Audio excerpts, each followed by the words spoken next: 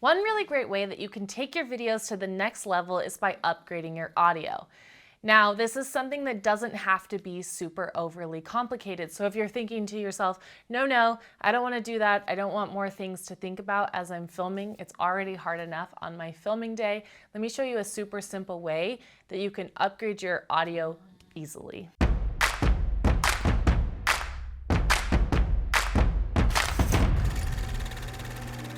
I say it all the time, but audio is one of the most important parts of your video. For example, I constantly have a pug in the background of my videos snoring.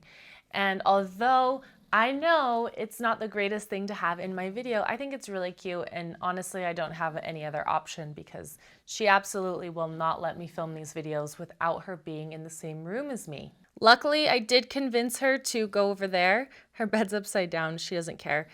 She was sitting right next to me screaming at me right as I started filming, and I was able to get her to go lay down over there. So it makes it a little better. My mic is currently underneath my shirt right here.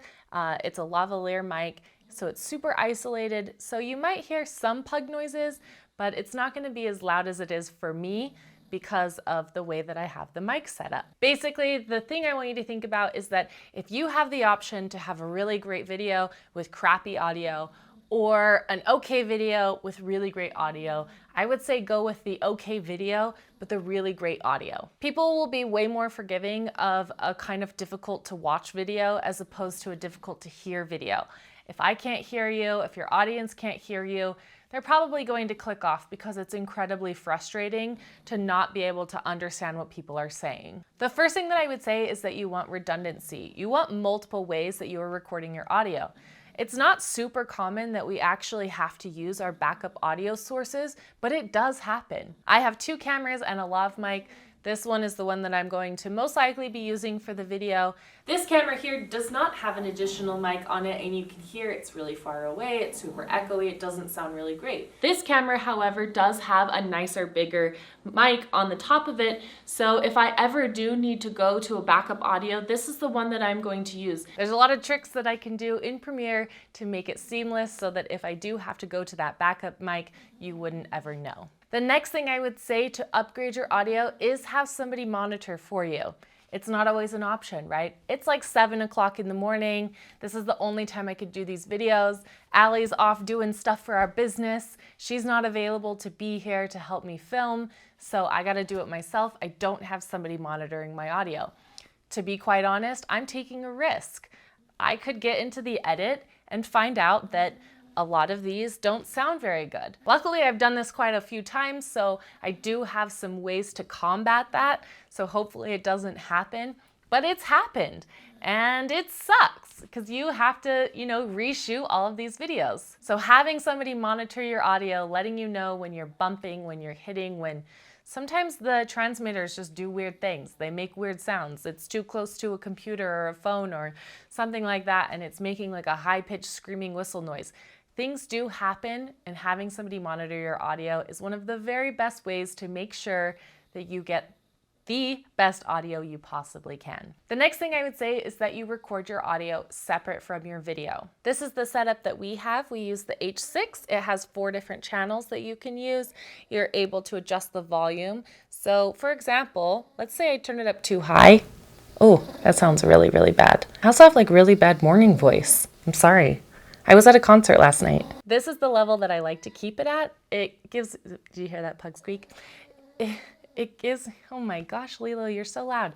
It gives me the option to turn up the volume in Adobe if I need to, without it getting like too much fuzzy noise in the background. If I have it turned down too low, then I'm gonna have to turn it up in Adobe, and you're gonna hear kind of like this whistling sound. So this allows me to adjust the volume as I'm recording. So I can get the right volume in the recording, and then I can still play with it in Premiere, in the edit, and do some adjustments there, but I'm not gonna have to do much. Recording your audio separate from your video does quite a few different things. It gives you, again, that redundancy. It allows for somebody to be able to monitor your audio better. If I have multiple cameras, I'm not worrying about, the distance I am away from the camera. I could be quite far away and you're gonna get really good quality audio. One of the best ways to upgrade your videos is to just have a little bit more control over everything. I did another video on lighting and how you can control the lighting.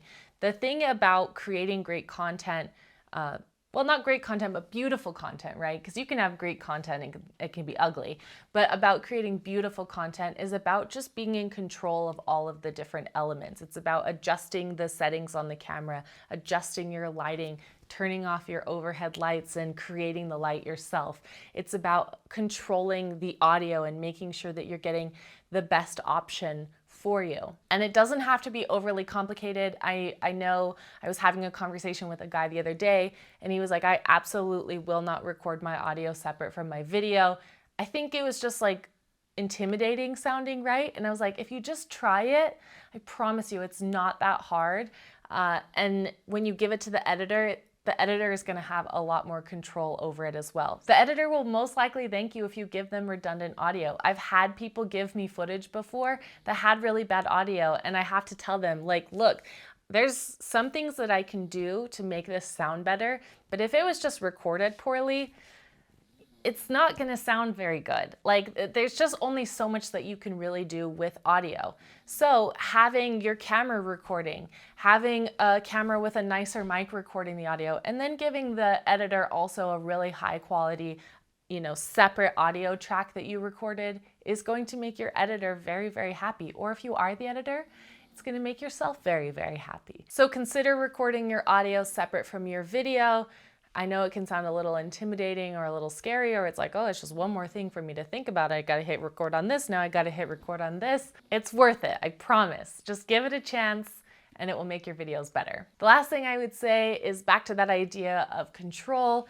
Turn off your furnace or your air conditioning. Try to make the room as quiet as possible. Unplug any fridges that you might have going on that make noise.